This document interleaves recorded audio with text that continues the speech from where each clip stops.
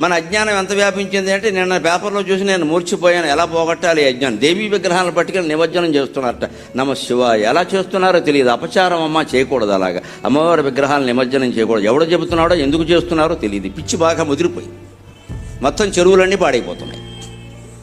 అమ్మవారి కోపం వస్తే పేటరేకపోతుంది. ఆవిడ ఏమనుకుంటున్నారు, వినాయకుడిలాగా శాంతమూర్తి కాదు ఆవిడ. వేసేస్తుంది ఒక దెబ్బ.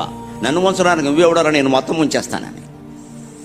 ఇటు దశాయుధాలు ఉన్న అమ్మవారి విగ్రహం తీసుకుని నిమజ్జనం చేస్తారా? బుద్ధి జ్ఞానం ఉందా? నాకు మంటెత్తి మాట్లాడుతున్నాను నేను. గణపతి నిమజ్జనం అంటే అమ్మవారి నిమజ్జనం, అది మంచిది. ఈ వెళ్ళిన వాళ్ళు కూడా నిమజ్జనం చేసేయండి, చెను తిరిగిపోతుంది. వీళ్ళు కూడా మనకమన్నాడు. దాంతోపాటు లోకు కట్టేశారండి వ్యవస్థను. ఇక్కడ అమ్మవారి విగ్రహాల నిమజ్జనం ఏంటండి? ప్రతి పూజకి నిమజ్జనం ఉంటుందా?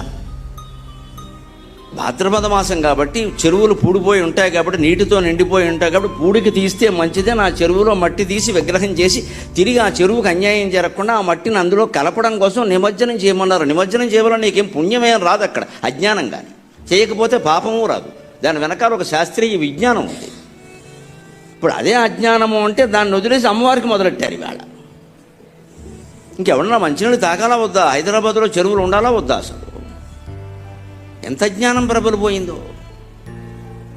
మనం చెయ్యకూడదు, చేస్తే ఖండించాలండి ఖచ్చితంగా. నాకేం మొహమాటం లేదు. ఇక్కడ మతం అంటే గుడి నమ్మకం కాదండి. ఇక్కడ అన్ని విగ్రహాలు పట్టుకొని నిమజ్జనం పెట్టండి.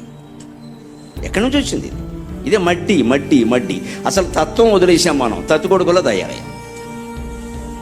దాన్ని ఏదో పట్టుకోవడం, ఆ చీర పట్టుకోవడం, ఆ నిమజ్జనం పట్టుకోవడం, ఇంకంతా ఊరేక్కడ. ఇక్కడ లడ్డూ పట్టుకోవడం, వేలంపాటు పాడుకోవడం. తత్వం వదిలేసాం. ఆ తత్వమే యోగ వాసిష్టం.